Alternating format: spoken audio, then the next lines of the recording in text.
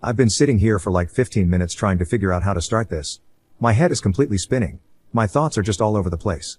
I guess with the backstory, I've been dating Sarah, not using real names, for just under 2 years now.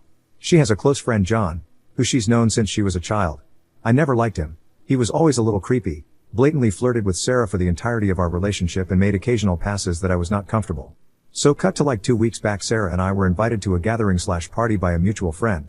I had a workshop for work that night so I couldn't attend, and with current circumstances I was never inclined to go anyways. I didn't want Sarah to go either, but she was very adamant and I guess I just didn't want an argument, so I said fine. We ended up running into John later that day and he mentioned the same party and asked us if we had been invited as well. My girlfriend told him she was going but I wasn't, and he got this weird smile on his face and said something along the lines of, "If you're going I guess I have to go." Just something about his smile and way he said really rubbed me the wrong way. Plus I didn't want to be possessive, but the idea of the both of them together all night at a party did not sit with me well. After we got back to our apartment I told her, a bit more firmly this time, that I'm not comfortable with her going to the party, especially with him there. She told me I was overreacting and shut down the conversation at that.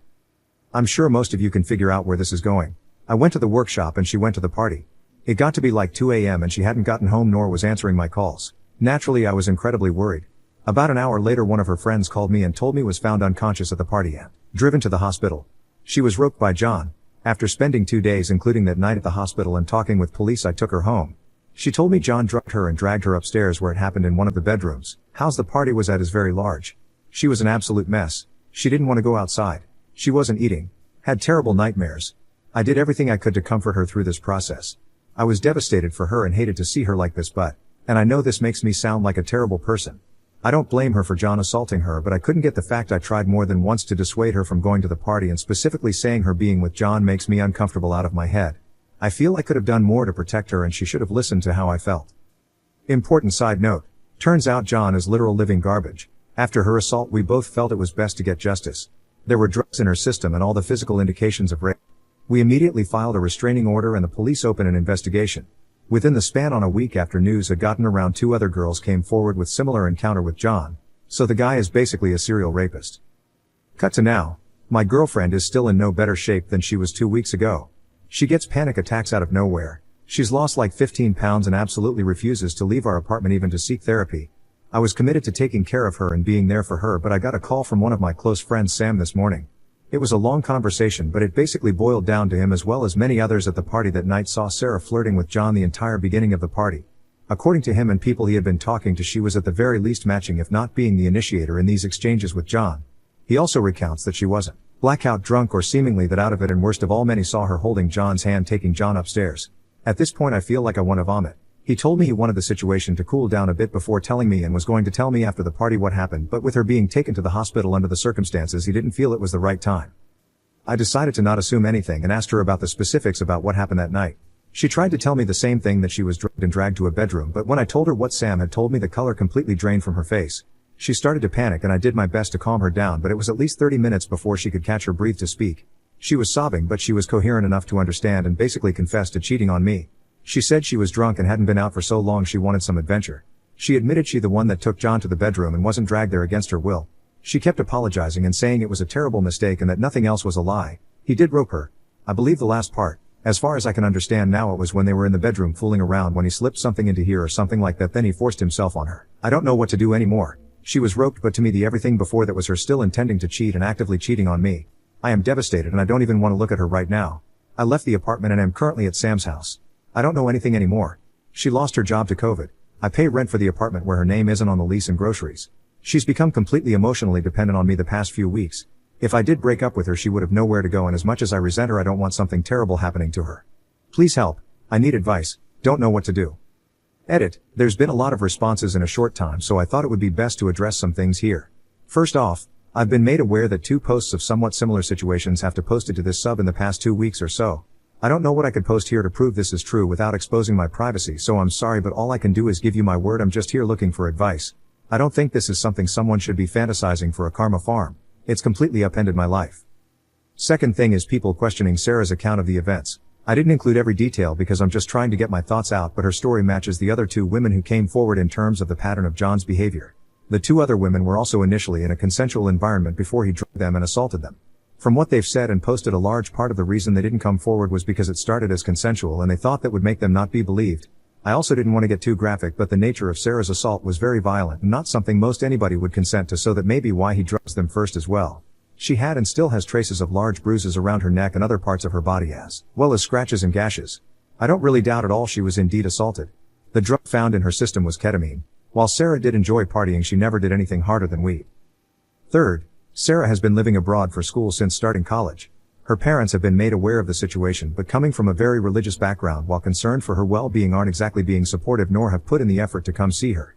She never had many close friends for as long as I've known her other than John. I don't know where she would go if I told her she can't stay at my apartment. Update. I needed some time to sort out the situation, but I did read most as many replies as I could, and I appreciate all the advice and messages, especially from those who had been put in similar situations as I. I guess I should start by clearing a few things up. First off, to everyone who thought my story had holes in it. It definitely did, and I'm sorry for that. At the time and even now I was missing a lot of information and was filling in holes as best I could with what I had. I also didn't want the post to get too long, so I left out information that I guess would have painted a better picture of my situation. I'll try my best to include those missing details. If you're just interested in the update, skip down a few paragraphs. So, details about John.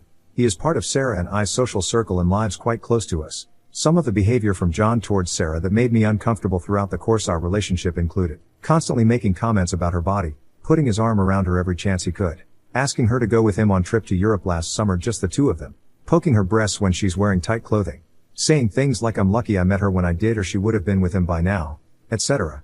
It's not any one thing but accumulation of everything that made me uncomfortable with her spending a lot of time with him.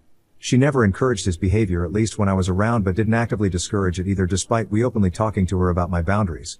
She just brushed it off as them knowing each other for so long and being comfortable with one another. A few smaller details I guess were relevant I should mention. 1. We are not in the US. COVID, while still obviously an issue in our country, our area is relatively COVID-free, and everyone going to the party Sarah went to were part of our larger social circle. It was at a large condo a friend of ours was renting for the summer. It was not some open invite party with 100 plus people. Still dumb, I know. There were 30-ish, maybe 40 people there, so in hindsight, yeah, no one should have been at the party to begin with. Lastly, clearing up both Sarah and I's financial situation. I am lucky enough to have my parents paying for my tuition, whatever scholarships didn't cover, so I can focus my resources on just day-to-day living costs like rent, groceries, etc. Sarah, on the other hand, was pretty much thrown to the wolves after finishing high school. Her parents, like I stated in my edit, are very religious and very controlling, so they told Sarah they were only going to pay for her schooling if she went to a local college. She refused and came to my school. She lived in residency for her first 2 years, which was covered by financial aid. I got my apartment about a year ago, and with COVID and her not wanting to go back home, we decided it would be best if she moved in with me. Her finances are basically completely tied up on tuition and student loans, so I offered to keep paying full rent despite her living with me full time. Actual update. Oh boy, I wish I could say things have gotten more clear in the past week, but honestly it's been a total cluster of CK and it's only gotten worse. I spent a few days at Sam's reaching out to friends trying to get a clearer picture of what happened that night before going back to talk to Sarah. I got told same story multiple times, that she was the one who started flirting with John and led him upstairs. I should say right now, in my first conversation with Sarah confronting her, she didn't explicitly say she had intended to sleep with him that night, she just confirmed she took him upstairs. She was basically having panic attack throughout the entire conversation, so I had a hard time pushing for clarity. So by this point in my heart I was trying to find any excuse at all for her to save our relationship, but my mind was telling me that the relationship was over, at least for the time being. But, as many of you commented, despite my obviously grief in losing a 2-year relationship, I decided I'd be willing to let her stay in my apartment again rent-free to at least the end of October to sort out other living arrangements and support. I called her about 3 days after staying at Sam's and told her I'm willing to listen to her side of the story, but I need the complete truth about everything, and she agreed, so I went back to my apartment later that evening. We sat down and I asked her about what really happened that night. She started crying right away but not panicking, and told she had to tell me something about herself. Sarah has always been into the partying scene more than me. I've never really been comfortable around drugs and that environment in general, but I went with her anyways about once a month or so. Her, on the other hand, would have girls' nights out and parties pretty much every weekend. Right at the beginning of our relationship I told her I'm not really comfortable being with someone that isn't involved with hard drug use. My brother has a history of addiction and I've seen what it can do to somebody and the people around them. She told me that's fine since she only drinks and smokes weed occasionally. Well, it turns out for about a year now she started doing harder drugs at parties when I'm not there, and her girls' nights were often just her and some from our social circle. John included, going to a friend's apartment to do shrooms. I was shocked to say the least, and I didn't even know what to think in that moment. I just tried to ask her more about what happened on the night she was assaulted and if she was intending on cheating on me that night. She comes clean and tells me she did lead John upstairs but swears she wasn't trying to sleep with him but wanted drugs. He told her it was cocaine, but obviously it was not, since only fentanyl and alcohol showed up in her system at the hospital. She told me he immediately started coming on to her, but she tried to fight him off, but eventually she was too drugged out to fight back. After consoling her for a while, I asked her what her relationship with John was really like before and if they did anything together before what happened that night. She admitted that they made out a few times before around Christmas last year but promised it didn't go any further than that. She was begging me to forgive her and that she needs me in her life. That she just was in a rebellious phase because of her upbringing. I didn't know what to believe anymore and still don't, to be honest.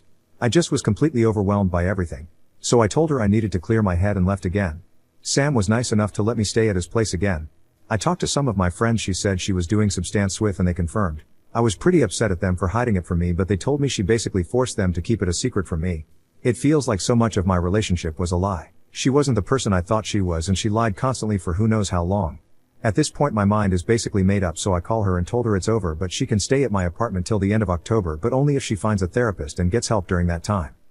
She basically lost it during the call, but my mind was made up, so I just said I'd be staying at Sam's for a while and hung up. I wish that was the last of the SHT that happened, but literally a day after that I start getting spammed with hate messages and calls from friends, relatives and people I don't even know. Turns out she's posted all over social media about how I was breaking up with her because she was roped and was kicking her out with nowhere to go in these COVID times. She also wrote that I've been emotionally abusing her after her assault. Victim blaming her and stopping her from getting in therapist. I'm completely lost. I'm furious, heartbroken. I can't even describe all the emotions I felt. I called her again that night and told her she has 2 weeks to move out. Now and I don't want to hear from her again. I had to spend the past week playing damage control, trying to clear my name on social media, calling friends and family. I was ostracized by co-workers, though luckily my boss was on my side. I was getting doxxed, death threats. My life basically fell apart. Sam, thank God, was completely understanding through all of this and said I could stay at his place until Sarah moved out. She's moving out on Friday, but I don't want to go back to that apartment anymore. I've had to cut out friends. My reputation is now in the garbage. I lost the first and only person I've ever loved. I don't know anymore. I low-key want to die, but I'll find a therapist sooner or later. I just feel numb to everything. I don't even know if I'm right or wrong in this situation anymore. I hope I haven't rambled on too much. I know this post is really long, but thank you really for everyone who showed support in the last post. It meant a lot.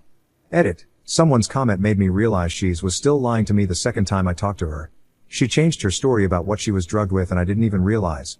I was not told by the hospital what she had in her system, and I'm not very knowledgeable on substances in general. All that information I had came from Sarah. I don't even know if she was drugged against her will at all at this point. God. I'm doubting everything now. This is not the person I thought she was. I don't even care. She's out of my life now.